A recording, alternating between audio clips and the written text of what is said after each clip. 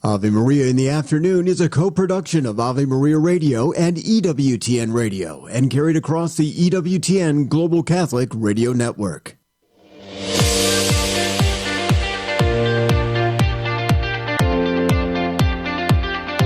Welcome to Ave Maria in the Afternoon, examining the world through the lens of faith from the heart of the Church to help us navigate the culture. Here's Dr. Marcus Peter. Good afternoon, and thank you for joining us on this hour of Ave Maria in the Afternoon. I'm Marcus Peter. This week, we are celebrating Catholic Schools Week. Catholic education, however, extends far beyond the classroom. We talk with our friend Doug Keck, who joins us every Monday, about the importance of Catholic education as a system that holistically forms the human person, but also as a supplemental reality because EWTN offers programming for children and families. We then go on from there to speak with Philip Campbell. Philip has spoken with many young Catholic faithful members to find answers about their liturgical experience, and recently he penned a book that has compiled the experiences of many young people. It's called The Latin Mass and the Youth, and this isn't a polemical work. In fact, it carries none of the polemical stigma, prioritizing one liturgical form over the other. Instead, what it does is it just curates the responses of children who were brought up in the Latin Mass, and it just shares their reaction, it shares their experience. And the reason why such a conversation is crucial is not because we're trying to pit liturgical forms of one over the other, rather that in many different ways, many people can come to encounter the love of God in this salvific liturgical sacramental reality that is the Mass. And so that's what we're going to talk about with Philip Campbell. And then we speak with Matthew Becklo. A new Netflix documentary takes an inside look at one man's efforts to conquer death. Its central figure, Brian Johnson, was once a committed Mormon and a burned-out CEO, and his story is an example of the principle of enantiodromia, a phenomenon in which extremes turn to their opposites. We're going to talk about what this means and ultimately the quest for man's immortality. Whether you and I like it or not, we are in this, I'm going to say this very carefully, sacramental beings. Now what that means is, because we are body-soul composite beings, we are physical beings, but we're also spiritual beings. And so everything about the human person, including the limitations of our nature, our physical reality, become participations in a kind of heavenly reality. And so Matthew's book, published by Word and Fire Press, The Way of Heaven and Earth, talks about this overarching sacramental worldview, that if we employ, we can even see the divine dignity of the human person pointing to the heavens. All of this after the headlines. Thanks, Marcus. Good afternoon, everyone. This is your Ave Maria Radio News for Monday, January 27th. It's the feast of St. Angela Merici. Today's news brought to you by Visiting Angels, providing loving care and assistance for seniors in need. VisitingAngels.com.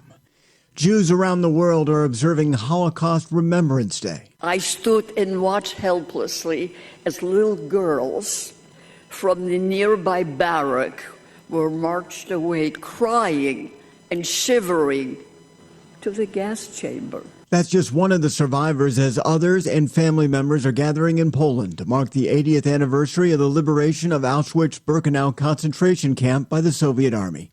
Some 3,000 people were expected for the ceremony, but only 50 are now survivors. Pope Francis acknowledging the memorial in yesterday's Angelus, saying he wants, quote, everyone to work together to eradicate the scourge of anti-Semitism. Tens of thousands of pro-life advocates gathered in San Francisco on Saturday for the 21st annual Walk for Life West Coast. In an interview, event co-chair Ava Montine telling Catholic News Agency that their focus is not on legislation alone, that they want abortion to become unthinkable, not just illegal, by offering better options and fostering a culture of life. Speakers included former abortion workers and San Francisco Archbishop Salvatore Cordileone. Vice President J.D. Vance is slamming the U.S. Conference of Catholic Bishops after they criticized President Trump's policy that would allow immigration agents to make arrests in places such as churches and schools. Speaking on CBS's Face the Nation, Vance questioned if the conference is more concerned about humanitarian concerns or their bottom line. Stocks are falling on Wall Street. NBC's Brian Chung says it all related to the concerns of a Chinese startup company called DeepSeek. some people say could be even better than OpenAI. And it's not just that. It's that they're allegedly doing it at an even cheaper cost than American companies have been doing so. Shares of NVIDIA, Microsoft, and other AI-linked companies are falling as a result. At the closing bell, the S&P 500 down 1.5%, the NASDAQ down over 3%. From your AveMariaRadio.net news desk, I'm Steve Clark.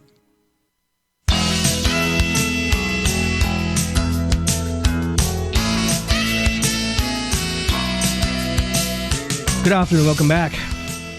I'm Marcus Peter. This week, we're celebrating Catholic Schools Week. Catholic education extends far beyond the classroom. It's about the formation of the human person. Doug Keck joins us to talk about the importance of Catholic education, as well as programming that EWTN offers for the continued formation of the soul for children as well as families. Doug is President and COO of EWTN. Doug, so great to speak with you again. How are you? Always a pleasure to be on your program. Thanks. So, Doug, today also being the day of Holocaust Memorial Day, the International Day of Remembering the Holocaust, the fact of the matter is the need for a sound education that has the dignity of the human person and a supernatural worldview has never been more important. Absolutely. We've already got the problem these days of Holocaust deniers, actually. People who don't believe that these things occurred. And a lot of that is because I think they're just teaching of history and those kinds of things have really been downplayed in the humanities. And, we've gotten a little less fact-oriented, a little more feeling-oriented, and those kinds of things where people need to understand what really happened. And and especially in the world going forward, you were talking about the deep seek and the open AI. I mean, you can recreate the past any way you want and eradicate people. Years ago, Stalin used to, Photoshop people out of basically the pictures as he knocked them off, the friends of Lenin. And now we have a situation where we can put people in any situation or eliminate any situation and make it seem like it's real. So it's really important that people have a solid understanding of their history. As Santiana said, if you don't understand that, you're doomed to repeat it. Yeah. And we need to understand that whole thing. People throw Hitler's name around and Holocaust without even understanding exactly the severity of it, and again, how it expanded past the horrible, treatment of the Jews to the Catholic Church and priests. Obviously, we know the Colby story. The gypsies were targeted, as were gays in many ways, homosexuals at the time. And you and I share in common a deep love for Christendom, the heritage of Western civilization, especially here in the U.S. And so when we take a look at things happening in public education, especially in terms of revisionist history that you just highlighted, the danger of this in terms of forming a new generation of individuals is indescribable. Just tell us about that.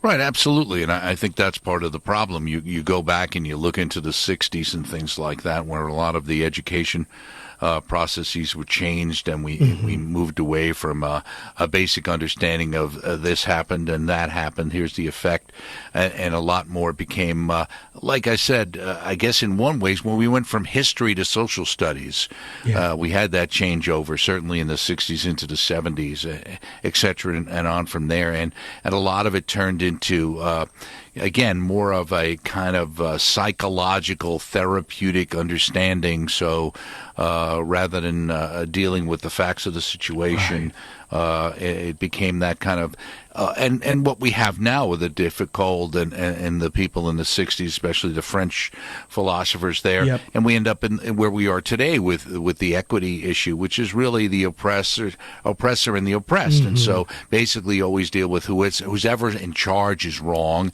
and whoever's not in charge is right, and the facts don't matter.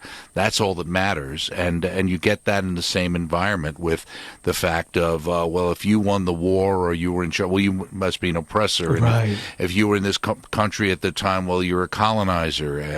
And people act like the only slavery that ever happened in the world, though it was horrible, chattel slavery in the United States, there were more slaves imported into South America than were ever imported into the United States on a 4 or 5 to 1 number. And in some parts of the world, especially in Islamic parts of the world, slavery still exists. So, but many things are done for political reasons to denigrate a particular country's history, and we see that in other places in Europe. Certainly, I think there's some people in the United States feel that that's that same kind of thing of we should be proud of the things. Everybody makes mistakes. Everything's done. People have done things wrong. But certainly I think it's fair to say that the intentions of the American people have been much more positive than many others. Though we control other countries in many ways economically, it's not that we invaded Germany and decided to continue to run it like a province, or France or other parts, or Japan, where we could have destroyed their economy and then made them basically, a vassal state of the United States. Right. And that's why when we talk about the founding ideals of the founders of the United States, and therefore the thrust of it, we can go back to that expansive conversation of, in this case, Christian Catholic education. Right. Because exactly. It's a supernatural vision. We are accountable to a God who is the source of morality and is therefore higher than ourselves. Absolutely, and there's wonderful articles in the Register with information about the 1.7 million Catholic students and 14% using parental choice, etc. Southeast region has got the most growth because there's a lot of Catholic growth, and obviously in the Southeast, in Alabama and other places, might just only be one from 3% to 4%, but it's growing, and it's very suburban in many ways with the schools. But I think really what people are looking for today is authenticity. Yep. And I think they wanted the same thing, which is if you're going to be a Catholic school, let's be a Catholic school. If you're not going to be, then fine. Then stop masquerading as one. If you're just going to be a good school, that's fine. And I think that's the situation where I think a lot of people feel today, which is just the idea of saying, and I've heard it mentioned that I think it can relate to Catholic schools too, and trying to be sensitive to other people. You can't deny the truth because you want to be sensitive to other people's feelings. If it's a Catholic school, you should come to the Catholic school knowing it's a Catholic school. And you're going to hear things that, as a non-Catholic, you may not agree with. But we're not going to not say those things or support those things because you might have a problem with. If that's an issue for you, then maybe you shouldn't be in this school as much as we want to educate as many people. And certainly in the United States, I think it's fair to say that the most educated class in this country are those who went to Catholic school. And thanks to those wonderful nuns that have taken so much abuse over the years in these kind of phony baloney, Sister Mary Elephant explains it all kind of play, kind of Cheech and Chong bit, making them out to be a horror show, which is far, far from the truth. So many of us owe our careers and our education to the selfless work of those sisters. And to that extent, even the notion and system of Catholic education by homeschooling parents and parents in co-ops, the foundational reality is the Catholic Church has always been concerned about the question of education because, like EWTN and Ave Maria Radio, we engage in continued formation of the soul, and therefore Catholic education. Absolutely. EWTN is education. That's what we're doing. That's what Ave Maria is doing. It's really catechizing and recatechizing Catholics. And especially, with our children's programming, thanks to John Elson and his team, Peter Gagnon and their team, we've got the Catholic Storybook Bible Stories, First Communion with Father John episodes, The Friar we've had on for years, dealing with various parables. Our Catholic family really ties into the saints, some new episodes on Carlo Acutis and St. Margaret of Castello. We're going to have something on St. Peter Claver. And a lot of our programming, when it comes to education like that, and we had the Dominican sisters, obviously, with our show Truth in the Heart, which was designed for kids who didn't get the opportunity to have a religious education from an Orthodox sister. Those kind of things are geared at, let's say, 5th grade and below, because that's when you have the opportunity, I think, to inculcate the foundation of the faith. As it starts to get older, it becomes more difficult. But I think if people have those foundations, they can weather those teenage storms and come through the other side. Well, Doug, thank you so much for making the time to speak with us. Always a joy. Thank you. Always a pleasure. Thanks a lot, Marcus. My guest, Doug Keck, President and COO of EWTN, and we've been talking about the reality of Catholic education in an expansive way because the work that we do here at Ave Maria Radio, EWTN, is continued catechesis and Catholic education, which means we're putting forth, as Doug mentioned, this supernatural vision and worldview, but also embodying a Christian anthropology, the dignity of the human person, and the objectivity of history, knowing that God has worked through human history. Stay tuned. I'm Marcus Peter.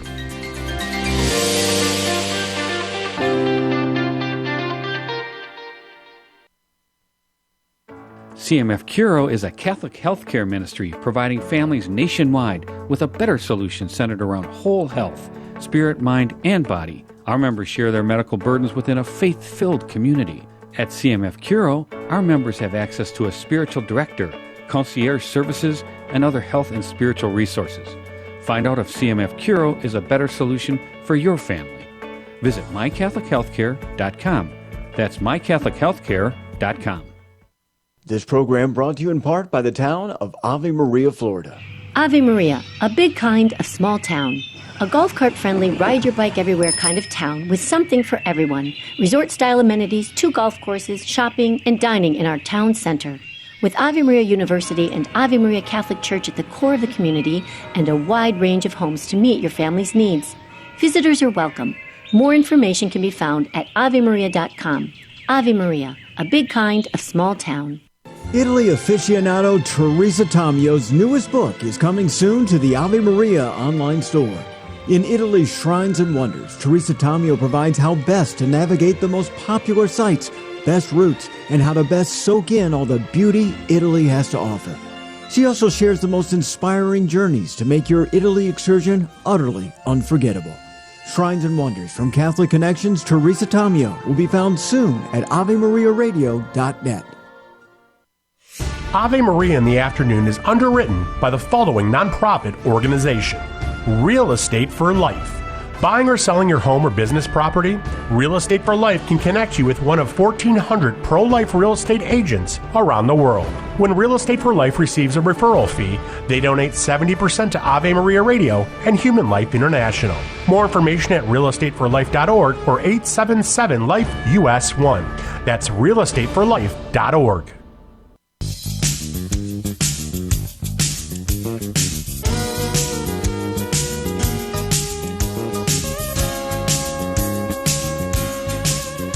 Good afternoon, welcome back. I'm Marcus Peter. Why is the traditional Latin Mass so popular among young Catholics today? Why are so many young people so captivated by its beauty, goodness, and majesty? Philip Campbell joins us. He has spoken with many young Catholic faithful to find the answers, and he joins us with their stories. Philip is the co-editor of The Latin Mass and the Youth and a history teacher for Homeschool Connections. He is also the author of many books on Catholic history, most notably the Story of Civilization series from 10 books. And you can learn more about his books and classes at philipcampbell.net.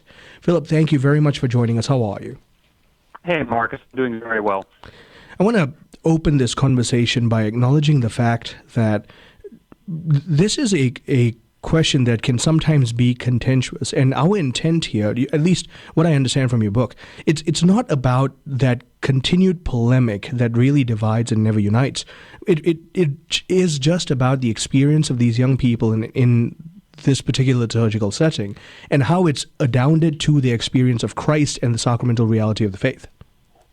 You're exactly right. For many years, the traditional Latin Mass has been a very contentious issue. There's been a lot of polemics on both sides. Mm-hmm. And honestly, since Traditionis Custodes, Latin Mass communities have really taken a beating, honestly.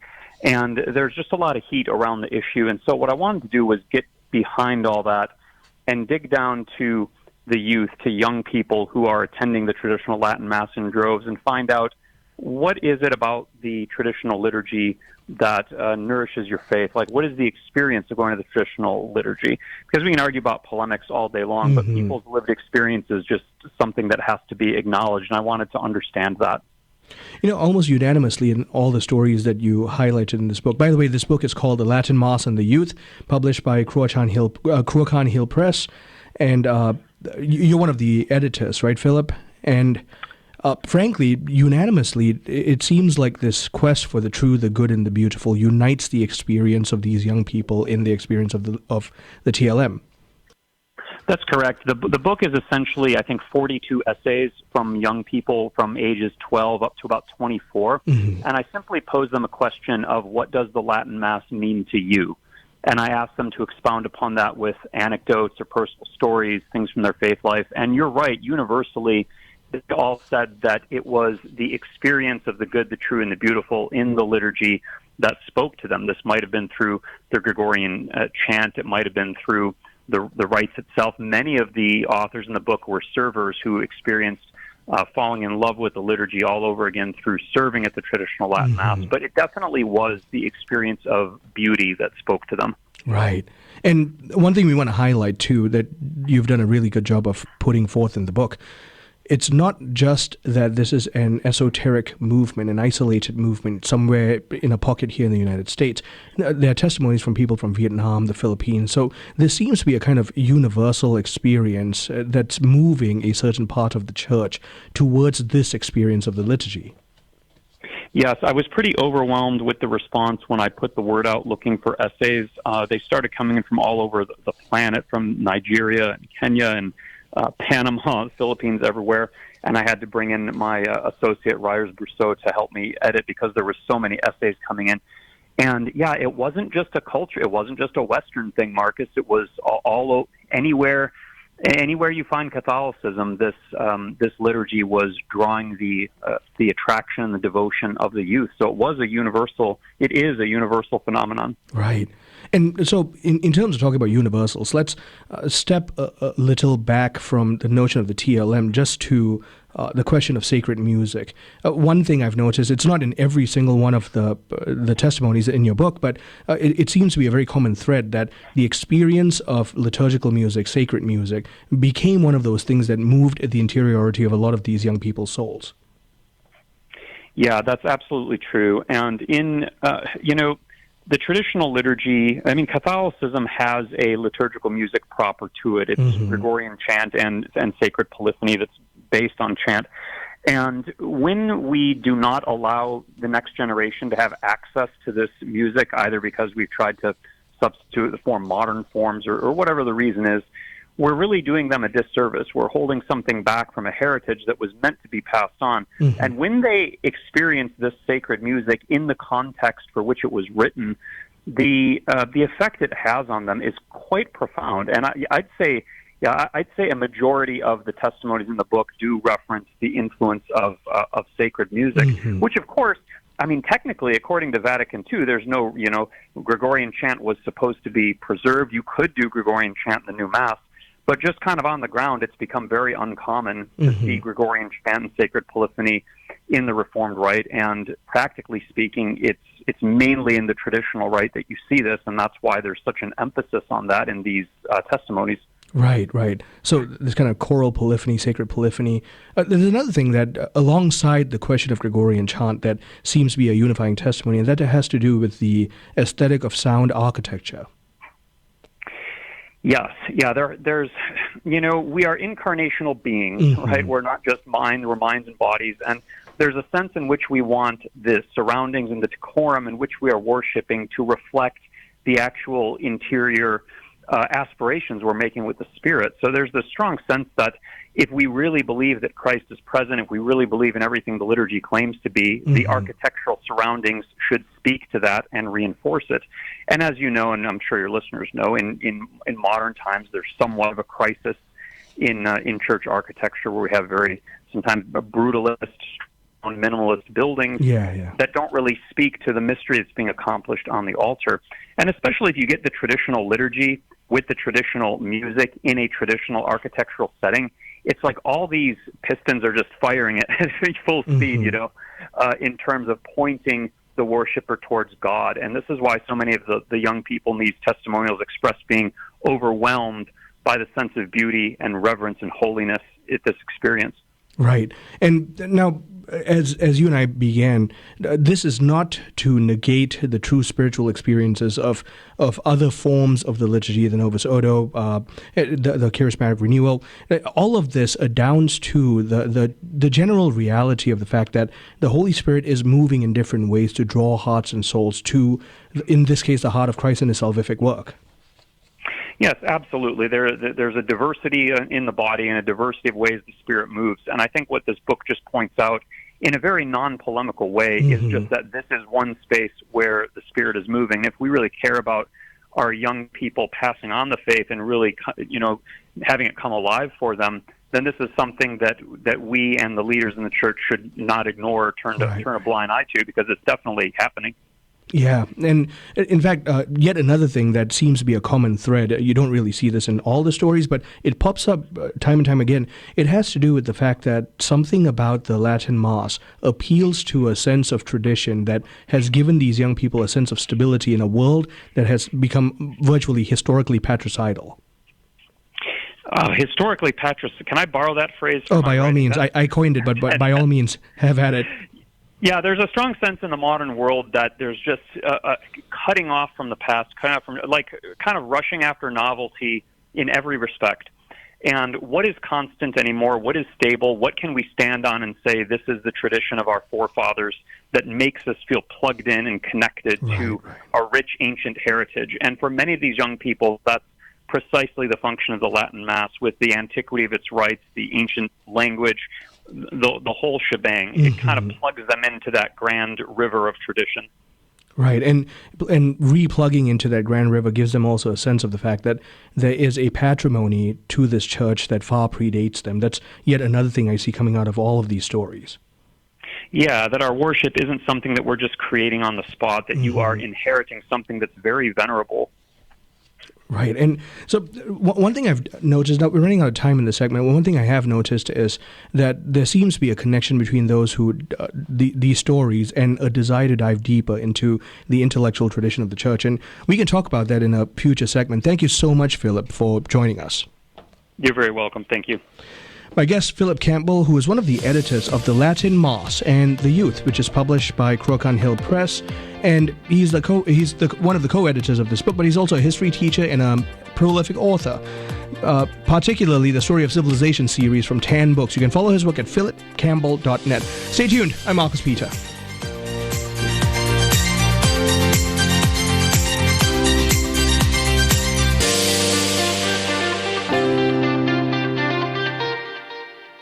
When your children consider going to college, where are you going to find a place that will prepare them for the future and build on the foundation that you've laid? The answer? Ave Maria University. With an authentically Catholic curriculum, including 35 majors, AMU prepares students to take on the world. My daughter told me she was published in a scientific journal as an undergrad. I'm so proud of her.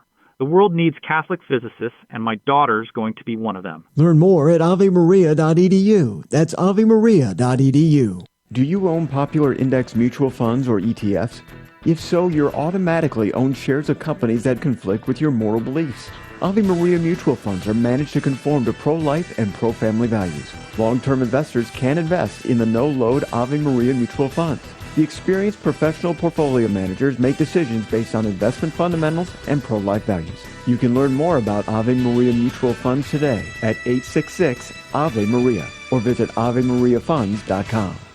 St. Therese once told her sister Celine that when we trust ourselves and not God, our soul becomes barren and incapable of virtue. Her remedy? External works of charity. We all try to do it on our own sometimes without asking for God's help. At St. Paul Evangelization, we suggest sharing the gospel with someone who needs it. Check out streetevangelization.com to find a team near you where you can share the love of Jesus. If there isn't one in your area yet, perhaps God is calling you to start a team in your city. To learn more, visit streetevangelization.com. Ave Maria School of Law is the Roman Catholic law school in the United States. Consistently ranked in the Princeton Review as one of the best and most conservative law schools, as well as pre-law's most devout law school. Ave Maria School of Law provides a traditional legal education while emphasizing how the law intersects with the Catholic intellectual tradition and natural law philosophy. Ave Maria School of Law, unabashedly Catholic, consistently excellent. For more information, visit avemarialaw.edu. Dr. Ray Guarendi. When I've had enough. I ask parents, when do you decide to discipline? One of the most common answers is, when I've had enough.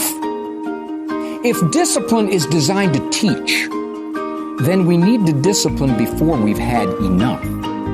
We need to discipline because the behavior's wrong, not because emotionally it's pushed us to our edge.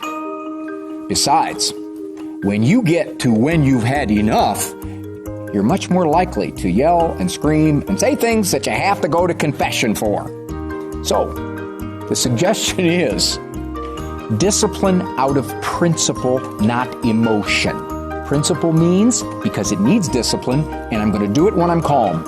Emotion means I'm going to be moved to do it just because I'm mad. In the world of religion, what constitutes a promise? What constitutes a vow? How do they differ? The Catholic Catechism states that the Christian is called to make promises in a number of different ways, such as in baptism, confirmation, matrimony, and holy orders. A Christian may also make promises that are uniquely his own, such as promising to say certain prayers, give alms, or make a pilgrimage. Remaining faithful to a promise we make to God demonstrates the respect due Him and His divine love. A vow is a deliberate and free act of devotion in which a Christian dedicates himself to God or promises God some good work. The Church recognizes as especially exemplary those who embrace the evangelical counsels of poverty, chastity, and obedience. This is Peggy Stanton, and this has been the Order of Malta's Minute with the Catechism.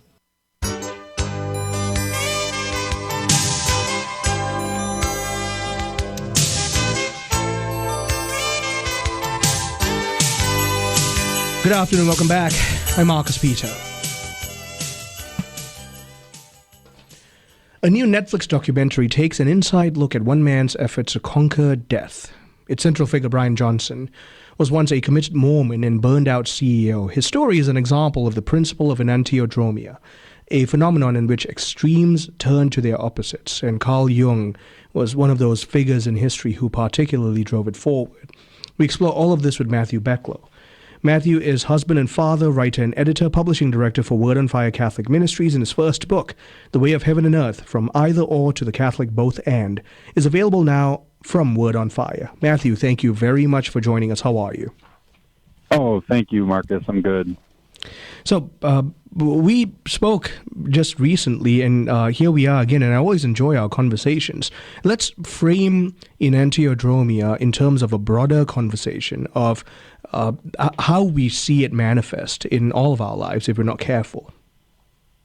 Yeah, thank you for the question, and thank you for having me on again. We only have a few minutes here to talk about such small subjects as life and death and heaven and earth, but we'll do our best. Enantiodromia is something I hit on while I was working on my book, as you mentioned at the outset, The Way of Heaven and Earth. And essentially, the concept goes back to Heraclitus, an ancient philosopher, who said that in this state of nature, you'll see certain extremes turning into their opposites as sort of a law of nature. So something that's hot, for example, will eventually turn to cold, et cetera, et cetera. Carl Jung picks this up and gives it sort of a psychological register in saying that if we have a one-sided emphasis, in our spirit, in our mind, inevitably the other side, the shadow side that's being suppressed is going to explode in damaging and unhealthy ways. So the irony is that we think that we're raising the banner of one side, but the other side inevitably exacts its revenge in time.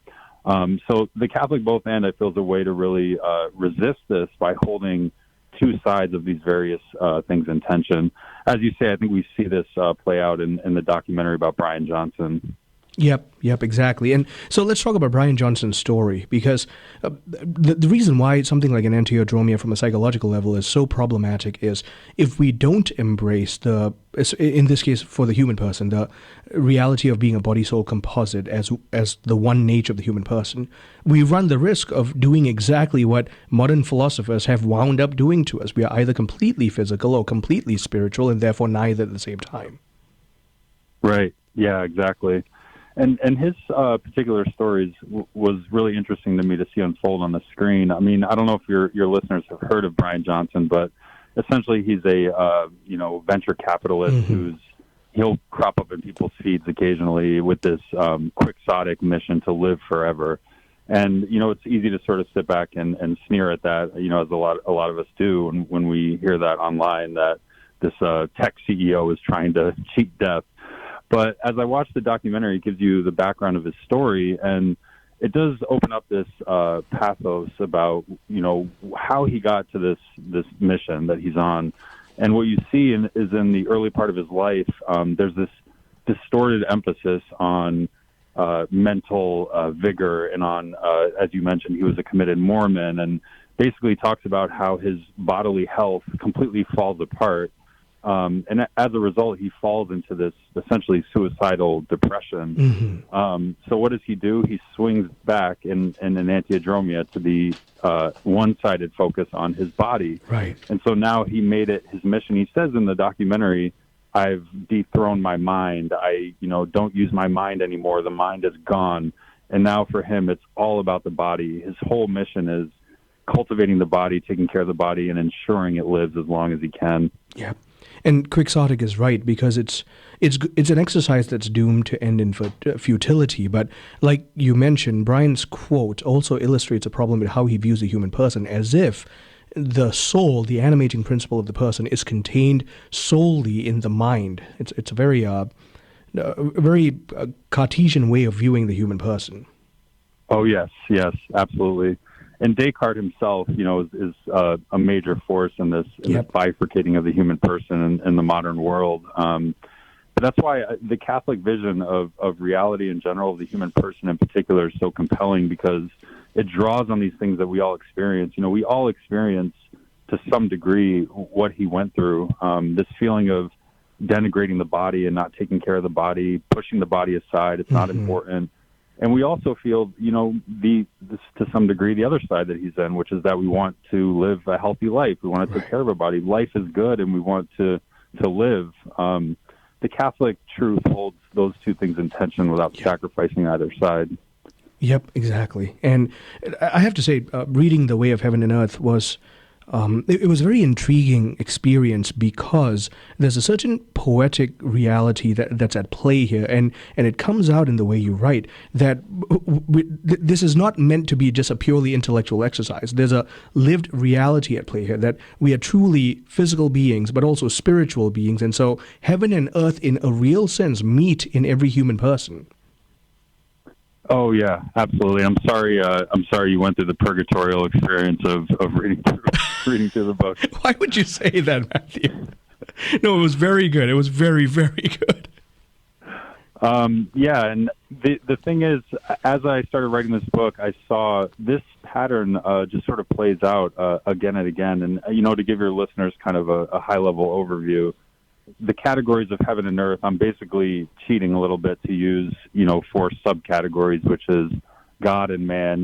Famously in the Gospels, the phrase kingdom of God is used, or kingdom of heaven. So God and heaven are both intimately intertwined in the biblical vision. Then also, what we typically think of as heaven, God's place, quote unquote, his place, his dwelling, and then, the earth, the world. And then within the world, we have the spiritual and the physical. Of course, the spiritual is associated with heavenly creatures like the angels.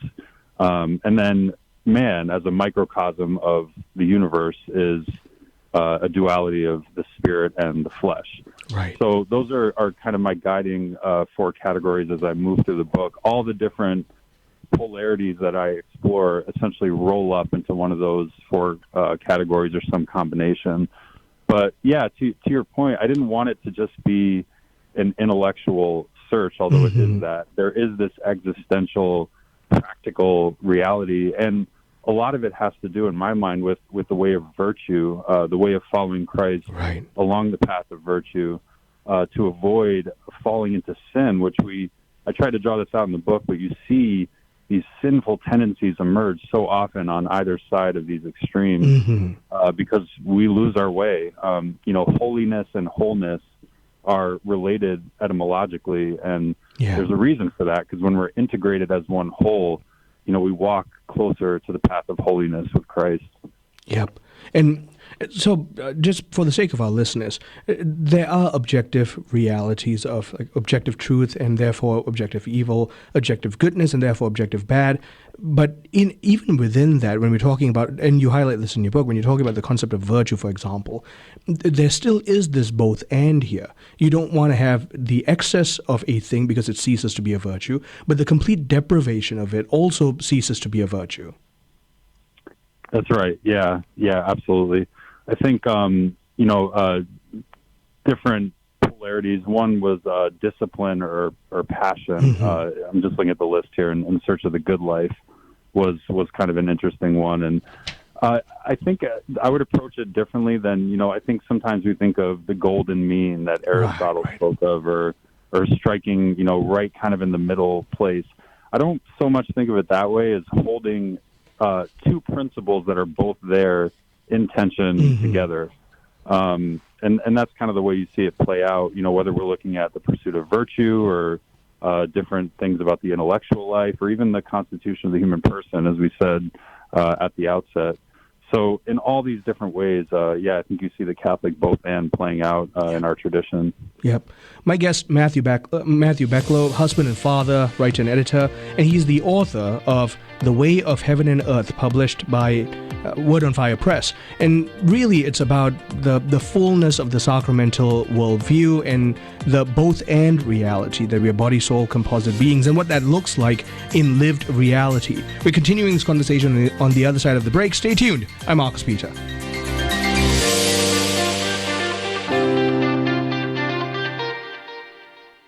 When your children consider going to college, where are you going to find a place that will prepare them for the future and build on the foundation that you've laid? The answer? Ave Maria University. With an authentically Catholic curriculum, including 35 majors, AMU prepares students to take on the world. I've seen the difference in my son since he's been at Ave Maria. He's happy, he's excited about what he's going to do with his degree, and he's living his faith. Learn more at avemaria.edu. That's avemaria.edu. Catholic Connection with Teresa Tomeo. While I was working at this Protestant station, in the midst of being challenged by former Catholics, I received this book from Ascension Press, and I became hooked on apologetics. I discovered Catholic Answers. I discovered EWTN. I started listening to all these programs. I would just go to local Catholic bookstores and grab every single book I could on apologetics. Deep in my heart, I knew that it was true, and I trusted the Church for her 2,000 years of teaching. I knew a certain amount of Scripture, but I wasn't able to defend it as well. That period of my life where I worked in Christian radio and was challenged by former Catholics, as painful as it was one of the best things that ever happened to me, because it really forced me to dive in more deeply and fall even more in love with the Catholic Church. Catholic Connections, Teresa Tomeo. Weekdays, 9 a.m. Eastern on EWTN Radio. Underwritten in part by the following nonprofit. Are you paying high prices with a traditional health insurance company that pays for things that violate your conscience? There's an alternative available. Solidarity HealthShare is a community of faithful individuals and families that never share into immoral medical services, all while saving you money with prices starting as low as $85 per month for singles and $512 for families. Never fund another abortion with your healthcare dollars. Call 844-313-4999 to learn more. It's time for Family Man with Dr. Gregory Popcak. Want to get more out of family time? Well, here's a simple tip. Look for the differences that make a difference. Keep track of the times your family gets along better throughout the day and ask yourself, what made this work?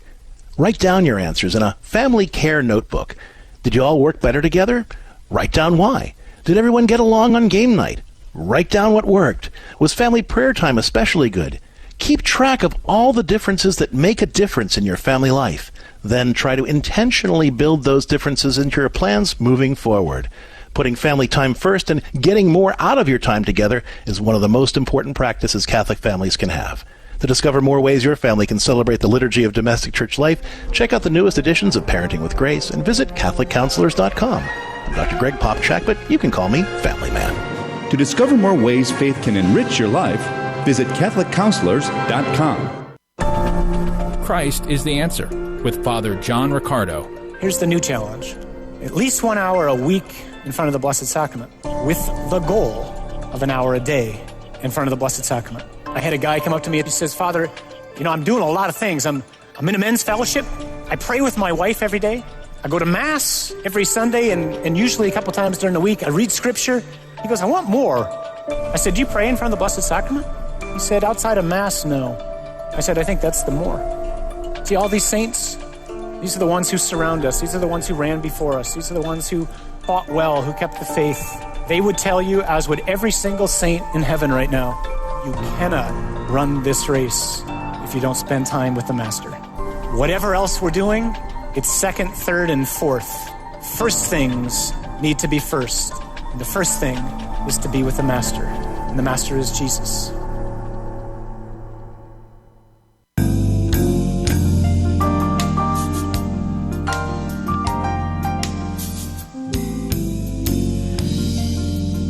Good afternoon, welcome back. I'm Marcus Peter. My guest, Matthew Becklo, who is the author of The Way of Heaven and Earth, From Either Or to the Catholic Both And. Now, Matthew, we were talking earlier about Brian Johnson and this futile effort at this transhumanism, this overt attempt at trying to circumvent the reality of the fallen human nature, which is death.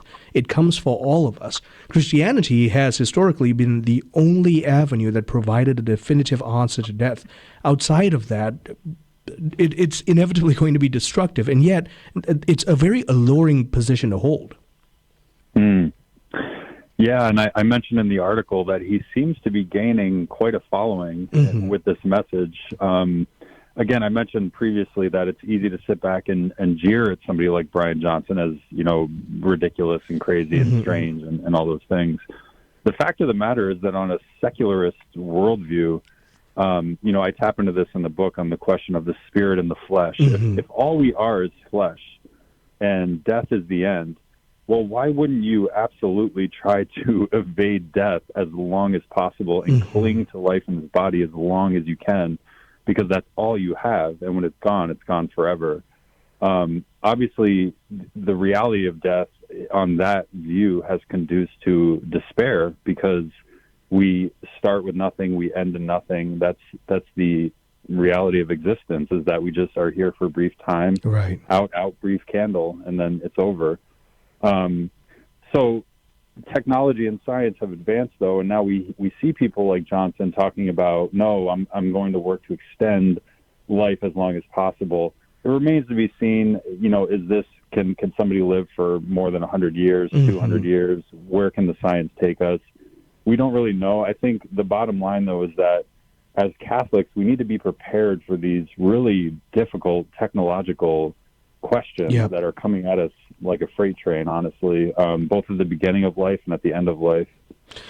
One thing, even your answer just highlighted, but you also highlight this in your book, is that tension between being a thinking being and a sensing being. And even within the Catholic sphere, you can sometimes speak to different Catholic individuals and have long enough of a conversation, you can kind of tell that someone leans way too heavy on we're sensory beings, or someone leans way too heavy on we're logical thinking beings. And the both and means integrating the reality that I am really a thinking being who's experiencing a sensory reality.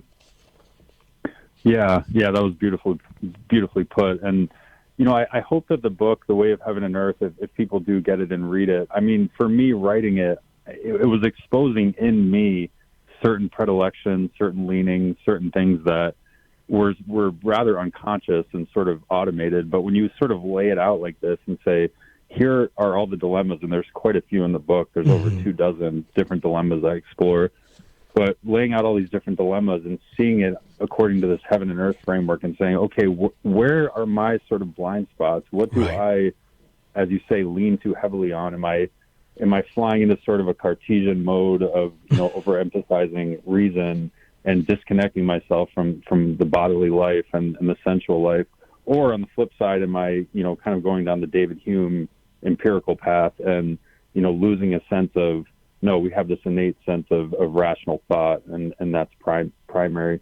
That's another thing I should mention is that throughout the book, I put an emphasis on the heavenly element being primary and having the primacy. I think that's critical because one of the ways, especially within Christianity and the different dilemmas we see in the Christian life, that we can get off track is when we take the earth element and we make it primary and make the heavenly element secondary. We see that in a lot of modern liberal theology where it's this sort of inversion of the hierarchy of heaven and earth.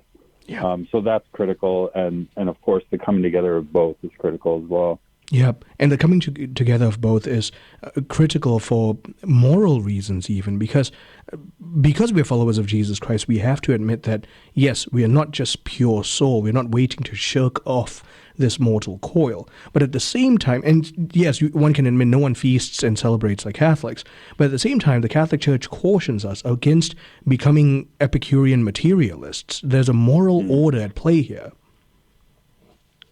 Yeah, absolutely. And as you say, there's a Catholic embrace of feasting and the joy of life that you don't see in other Christian traditions where there is this sort of overemphasis on, if you want to say a Gnostic sort of Platonizing tendency of denigrating the body.